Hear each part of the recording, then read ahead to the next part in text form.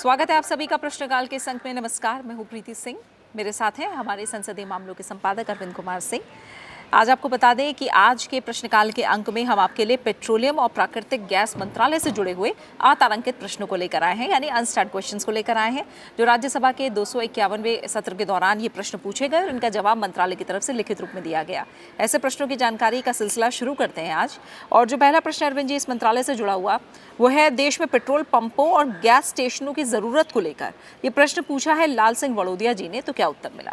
बिल्कुल प्रीति, ये जो लाल सिंह बड़ोदिया जी हैं ये कई बार बड़े रोचक सवाल पूछते हैं। अगर किसी को भी अचानक पूछा जाए कि भाई इस देश में पेट्रोल पंप और गैस स्टेशनों की कितनी ज़रूरत है, कितने हैं, तो अचानक बताना बड़ा मुश्किल हो जाएगा। ये सवाल जो पूछा है उन्होंने कि आज की तारीख तक देश में मौजूद वाहनों की संख्या को ध्यान में रखते हुए कितने पेट्रोल पंप हैं, उसमें भी पूछा है कि डीजल का कितना है, पेट्रोल का कितना है और कितने गैस स्टेशनों की ज़रूरत है, और इसकी ज़रूरत को ध्यान में रखते हुए कितने पेट्रोल पंप और गैस स्टेशन कार्यशील हैं। तो इसका जो जवाब दिया धर्मेंद्र प्रधान जी, जो कि पेट्रोलियम और प्राकृतिक गैस मंत्री हैं, उन्होंने कहा कि जो सार्वजनिक क्षेत्र की तेल कंपनियां हैं उनकी ओर से जो जानकारी दी गई है उसमें यह है कि पूरे देश भर में लगभग हर इलाकों में पर्याप्त मात्रा में पेट्रोल और डीजल के जो व्हीकल्स हैं उनके लिए सफिशिएंट जो है जो खुदरा बिक्री केंद्र हैं वो मौजूद हैं, और जहां ज़रूरत पड़ती है उसके हिसाब से नए बिक्री केंद्रों को खोलना एक कंटिन्यूअस प्रोसेस है। और ये कहा कि नई डीलरशिप के लिए नई डीलरशिप प्रदान करने के लिए 25 नवंबर 2018 और 14 दिसंबर 2018 को विज्ञापन भी जारी किए गए हैं।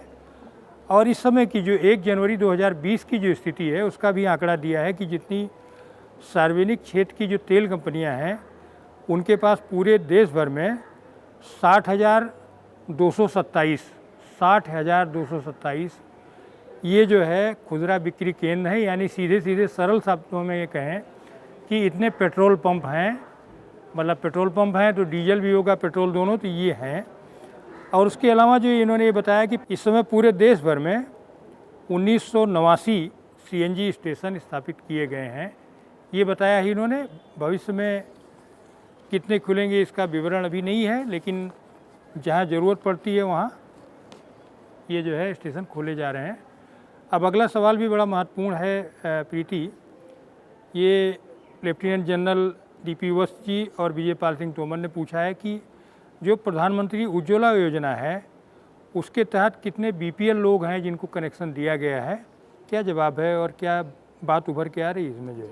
जो ये प्रश्न पूछा गया है, 2 भागों में जानकारी मांगी गई है और पूछा गया है कि प्रधानमंत्री उज्ज्वला योजना के अंतर्गत गरीबी रेखा से नीचे जीवन यापन करने वाले प्रत्येक व्यक्ति को प्रदान किए गए निःशुल्क गैस कनेक्शन का ब्यौरा क्या है, और देश में गरीबी रेखा के नीचे रहने वाले कितने लोगों को इस योजना के दायरे के अंतर्गत लाया जाना अभी बाकी है। हम जानते हैं कि 1 मई 2016 को इस योजना की शुरुआत की गई और इसका मकसद था कमज़ोर वर्ग के परिवार और ख़ासकर जो महिलाएं हैं उन्हें बहुत राहत इस योजना के ज़रिए देना, और जो गैस कनेक्शन है, घरेलू रसोई गैस का कनेक्शन इस योजना के अंतर्गत दिया जाता है।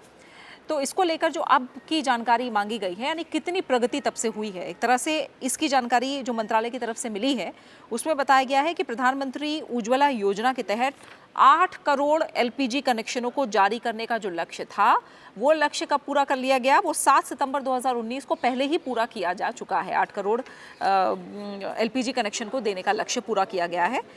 इसके अलावा क्या है कि जो एलपीजी कनेक्शन दिए जा रहे हैं ये कॉन्टिन्यूस प्रोसेस है, ये ऐसा नहीं है कि बंद हो गया एक बार, ये लगातार जारी है कनेक्शन देने की प्रक्रिया। और जो भी एलपीजी वितरक हैं, डिस्ट्रीब्यूटर हैं, उन्हें ये साफ साफ निर्देश दिया गया है कि नए एलपीजी कनेक्शन के लिए अगर कोई रिक्वेस्ट, कोई अनुरोध आता है नए कनेक्शन के लिए तो उसे तुरंत रजिस्टर करें, तुरंत पंजीकृत करें उस अनुरोध को। और ये प्रयास रहता है कि जो पात्रता है उसकी कनेक्शन लेने की वो देखी जाए, और विधिवत पूरी प्रक्रिया, नियमों के हिसाब से पूरी प्रक्रिया करने के बाद 7 कार्य दिवसों के अंतर्गत, यानी 7 कार्य दिवसों के अंदर कनेक्शन जारी कर दिया जाए। ये जो निर्देश है ये सभी डिस्ट्रीब्यूटर्स को दिए गए हैं। अब उन्होंने जो स्थिति बताई है 1 मार्च 2020 तक की स्थिति बताई है। और इसमें बताया गया है कि 1 मार्च 2020 की स्थिति के अनुसार जो कवर किए गए कुल परिवार हैं उनकी संख्या 97.4% है। यानी सरकार इस पर बहुत तेज़ी से काम करती आई है, हमने देखा है। और ये अब 97.4% परिवार हैं जिन्हें इस स्थिति के अंतर्गत कवर किया गया है। आगे प्रश्न है हमारा ओएनजीसी का वित्तीय परफॉर्मेंस। ये जानकारी मांगी राकेश सिन्हा जी ने, तो क्या उत्तर मिला है?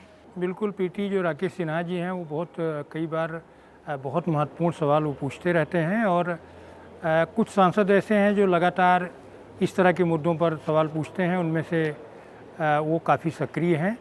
उन्होंने जानना चाहा कि जो ओएनजीसी है यानी oil and natural gas commission यानी तेल और प्राकृतिक गैस आयोग जिसको बोलते हैं हम, उसके कुल मिला के परफॉर्मेंस के बारे में जानना चाहा, फाइनेंशियल परफॉर्मेंस कैसा है। और ये पूछा कि क्या हाल के सालों में जो ओएनजीसी की आमदनी और मुनाफे में कोई कमी आई है, कितने कर्मचारी हैं, कुल कितनी संपत्तियां हैं। तो ये काफ़ी ये भी महत्वपूर्ण सवाल है। तो इसका जवाब दिया धर्मेंद्र प्रधान जी, जो कि पेट्रोलियम और प्राकृतिक गैस मंत्री हैं। उन्होंने ये बताया कि पिछले 3 सालों के दौरान जो ओएनजीसी का राजस्व है और टैक्स वगैरह देने के बाद जो लाभ है वो बढ़ गया है, घटा नहीं है, कोई समस्या नहीं है। और ये भी बताया कि जो कुल जो नियमित कर्मचारी हैं, रेगुलर एम्प्लॉइज़ हैं, वो 30,100 जो कुल मिला के रेगुलर एम्प्लॉइज़ हैं जो ओएनजीसी में काम कर रहे हैं। अब रेगुलर है बताया तो निश्चित तौर पर कुछ होंगे जो कॉन्ट्रेक्चुअल होंगे या उस तरह के होंगे, उनकी भी संख्या इसमें नहीं दी गई है। लेकिन और इसके बाद जो दिया है उन्होंने ओएनजीसी की अचल परिसंपत्तियों का जो कुल सकल बही मूल्य है, सकल बही मूल्य को जिसको कहेंगे हम अंग्रेजी में कि ग्रास बुक वैल्यू और नेट बुक वैल्यू, वो भी बताया है उन्होंने। और वो बताया है कि जो अचल संपत्तियों का जो मूल्य है वो है 1,66,392 करोड़ रुपए। और जो दूसरा जो उन्होंने बताया निवल बही मूल्य वो है 1,16,887 करोड़ रुपए। तो अगला सवाल भी प्रीति काफ़ी महत्वपूर्ण है और इसमें उत्सर्जनों में कमी के लिए एथनॉल मिलाने का जो मसला है वो टीजी वेंकटेश जी का सवाल है।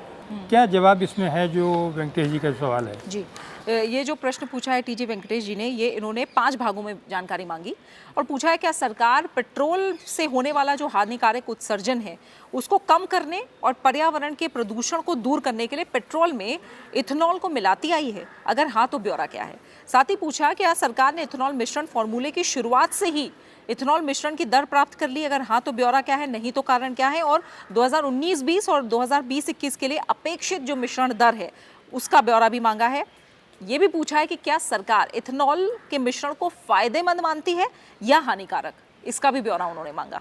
तो इसमें जो उत्तर मिला है पेट्रोलियम और प्राकृतिक गैस मंत्री धर्मेंद्र प्रधान जी ने जो उत्तर दिया, उन्होंने बताया कि 1 जनवरी 2003 से 9 राज्यों और 4 संघ राज्य क्षेत्रों में इथेनॉल मिश्रित पेट्रोल की आपूर्ति करने का निर्णय लिया गया था।